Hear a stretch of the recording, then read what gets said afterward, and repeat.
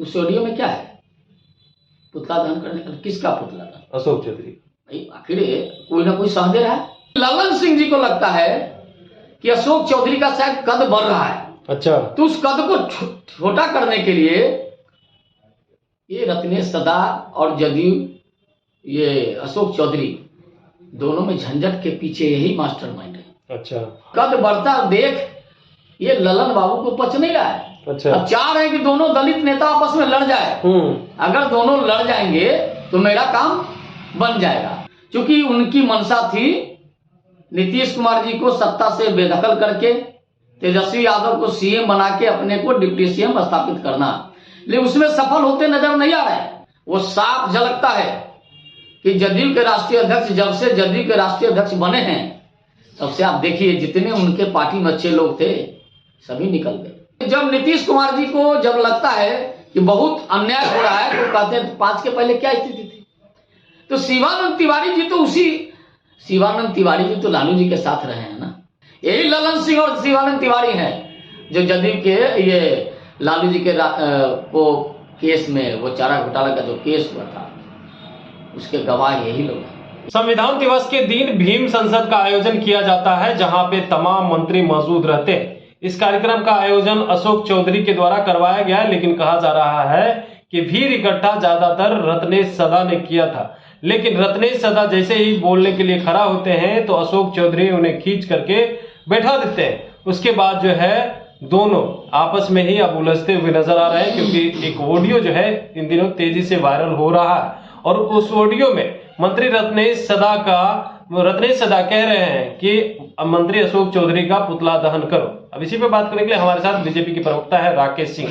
कैसे देख रहे हैं जिस तरह से जो है मंत्री रत्नेश सदा और अशोक चौधरी के बीच जो जंग छिड़ गई है? अब देखिए, जो पिछले दिनों भीम संसद हुआ पटना में, एक तो भीड़ भाड़े की थी, विकास मित्र और टोला सेवकों को जुटाया गया था और जिस प्रकार से उस कार्यक्रम में जदयू के राष्ट्रीय अध्यक्ष का जो फोटो लगाया गया था, इससे स्पष्ट होता है कि जदयू में महाभारत छिड़ गया है और महाभारत का ही परिणाम है। अच्छा, कि वो जो देख रहे होंगे कि अशोक चौधरी और रत्नेश सदा जी के बीच में जो कुछ घटनाएं हुई, जो तू मैं हुआ, इसके पीछे जदयू के राष्ट्रीय अध्यक्ष हैं।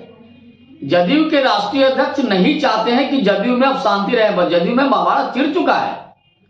जदयू के राष्ट्रीय अध्यक्ष चाहते हैं जितना जल्द से जल्द हो जदयू समाप्त हो जाए, क्योंकि उनकी मंशा थी नीतीश कुमार जी को सत्ता से बेदखल करके तेजस्वी यादव को सीएम बना के अपने को डिप्टी सीएम स्थापित करना, लेकिन उसमें सफल होते नजर नहीं आ रहे।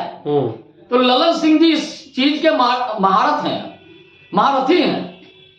वो जदयू में चाहते हैं विखंजन पैदा होते रहे, महाभारत होते रहे तो मेरा दाल गलेगा। ये जो रत्नेश सदा ने जो कहा है, वीडियो जो वायरल हुआ है, ऑडियो जो वायरल हुआ है, उस ऑडियो में क्या है? पुतला दहन करने का किसका पुतला था? अशोक चौधरी। भाई आखिर कोई ना कोई सह दे रहा है। पार्टी के राष्ट्रीय अध्यक्ष हैं, प्रांतीय अध्यक्ष हैं, नीतीश कुमार जी यहीं बैठे हैं, कोई किसी को समझाता क्यों नहीं? क्या लग रहा है जदयू में? इसका मतलब है कि अशोक चौधरी का शायद कद बढ़ रहा हो, जो भी वीर हो, लेकिन शायद कद बढ़ता देख ये ललन बाबू को पच नहीं रहा है। अच्छा, अब चाह रहे हैं कि दोनों दलित नेता आपस में लड़ जाए। अगर दोनों लड़ जाएंगे तो मेरा काम बन जाएगा। ये आप कैसे दावा कर सकते हैं कि ललन सिंह जो है दोनों दलित नेता को लड़वा रहे हैं? बिल्कुल, आखिर रत्नेश सदा को कौन साथ दे रहा है? नीतीश कुमार जी दे रहे हैं सब। अच्छा, कौन दे रहा है?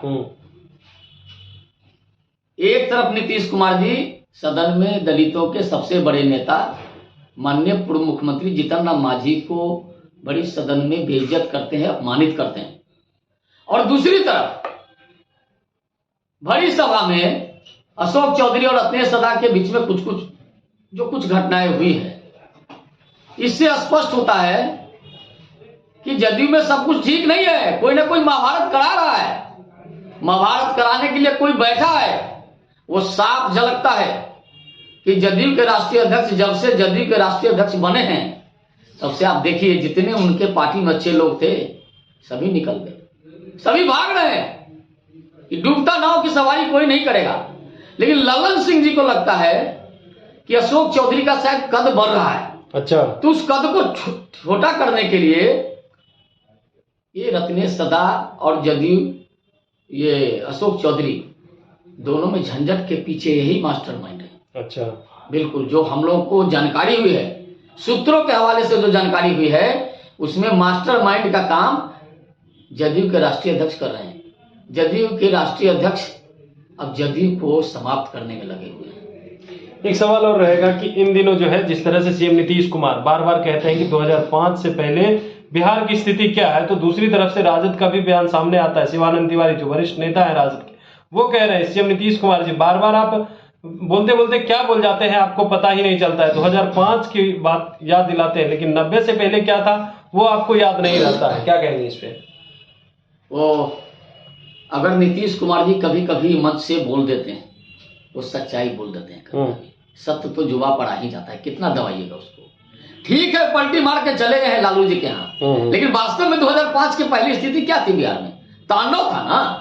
जंगल राज हाईकोर्ट ने कहा था, टिप्पणी किया था कि बिहार में जंगल राज हो गया है और इन लोगों को मंगल राज दिखता था। तो नीतीश कुमार जी उसी की विरोध की उपज हैं। नीतीश कुमार जी भी लगातार लालू प्रसाद के कुशासन का विरोध करते रहे और एनडीए में हम लोग के साथ मिलकर लालू प्रसाद की सत्ता को उखाड़ फेंकने का काम किया गया था। लेकिन यही जदयू के राष्ट्रीय अध्यक्ष और कुछ लोगों ने, विजेंद्र बाबू जैसे लोगों ने फिर से नीतीश कुमार को उस दलदल में ले जाके फंसा दिया। तो जब नीतीश कुमार जी को जब लगता है कि बहुत अन्याय हो रहा है, तो कहते हैं 5 के पहले क्या स्थिति थी। तो शिवानंद तिवारी जी तो लालू जी के साथ रहे हैं ना, लालू जी के साथ भी रहे और लालू जी को फंसाने का भी काम शिवानंद तिवारी जी नहीं किया है। यही ललन सिंह और शिवानंद तिवारी हैं जो जदयू के ये लालू जी के वो केस में, वो चारा घोटाला का जो केस हुआ था, उसके गवाह यही लोग हैं। इन्हीं लोगों ने केस किया था। ये दोनों जो है ना, दोनों विचित्र टाइप के लोग हैं। शिवानंद तिवारी जी को अब लगता है कि लालू जी के खेमे में बैठे हैं, तो लालू जी का गुणगान नहीं करेंगे, लालू जी के पक्ष में नहीं बोलेंगे, नीतीश जी को गाली नहीं देंगे, तो मेरा सिया ठीक कैसे रहेगा। तो ये जो दोनों लोग हैं, शिवानंद तिवारी जी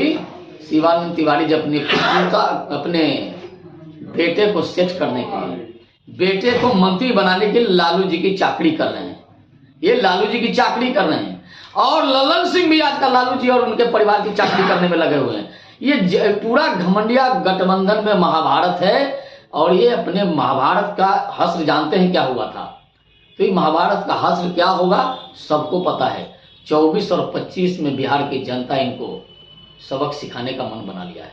चलिए, तो अब सुन रहे थे, हमारे साथ थे बीजेपी के प्रवक्ता राकेश सिंह जी, जिन्होंने साफ तौर पे कहा है कि घमंडिया गठबंधन में महाभारत छिड़ा है और महाभारत का हश्र भी आपने देखा कि क्या हुआ है। तो यही हश्र जो है इंडिया गठबंधन, घमंडिया गठबंधन के साथ होने वाला है। कमलेश कुमार, लाइव बिहार, पटना पर सब्सक्राइब और फेसबुक पर लाइक जरूर करें।